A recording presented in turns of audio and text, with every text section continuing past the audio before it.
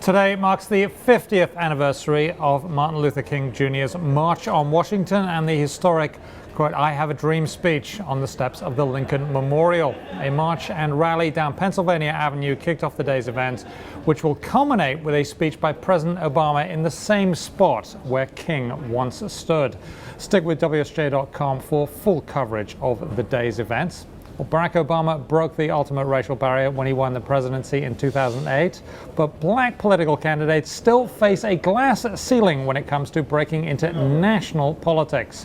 Here with the story is Wall Street Journal politics reporter Neil King. Always a pleasure to have Neil on the show. Thank you for being there, sir. Hey, Simon. Hey, now you've been looking at sort of the electoral success of African American candidates around the U.S. in various guises, particularly statewide elections. Let's start with senators. How well the African Americans doing? Well, if you look at the good news, since Martin Luther King gave his speech, at that time there were 4 House members, black House members. There are now 10 times that many.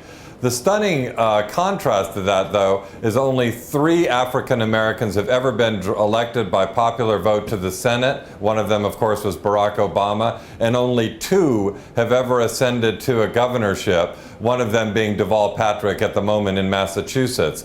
The reasons for that are many, and we can talk about it, but it shows a real inability so far of the many House members, in particular African Americans, to use that launch pad to move on to statewide office. If you look at the Senate at the moment, about half of all senators used to serve in the House. That has not worked so well as a stepping stone for blacks. Okay, explain why that is. And this has something to do with the Voting Rights Act, doesn't it? Well, the interesting thing, the biggest leap in terms of representation among blacks in Congress happened in the early 90s after there was a whole spate of redistricting in 1991. Much of it sort of to go along with the 1965 Voting Rights Act created a lot more majority-minority districts. The number of blacks in Congress went from about 24 to nearly 40, more or less what it is now.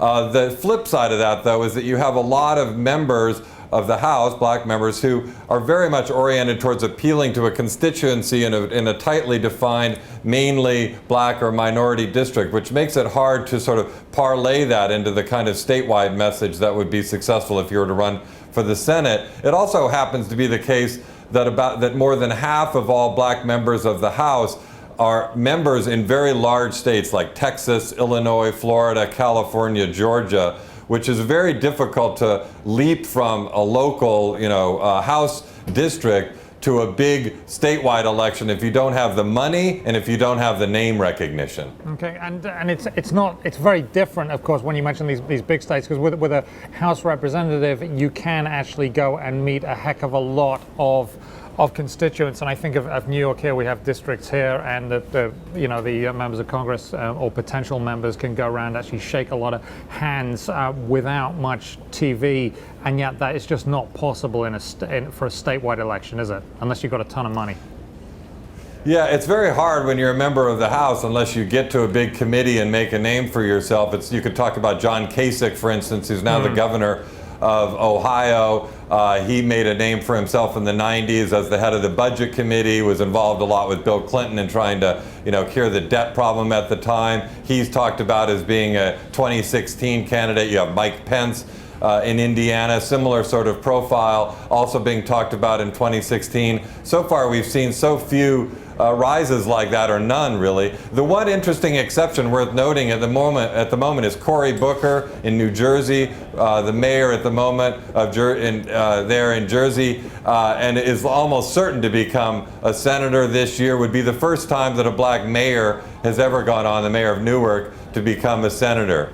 And that would be a huge thing. He is, of course, very well known in the Northeast for getting out and actually rescuing people, rather like a part-time superhero. He doesn't, in fact, have a cape, I don't think, but that would be a huge thing.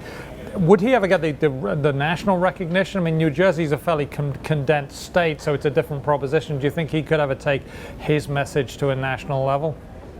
He could, and he's certainly one of the rising stars in the party, and a lot of people, I think, know of him nationally. He's gone around and spoken a lot outside of New Jersey. He has had the good fortune of some of the moments like you've described where he's helped rescue people.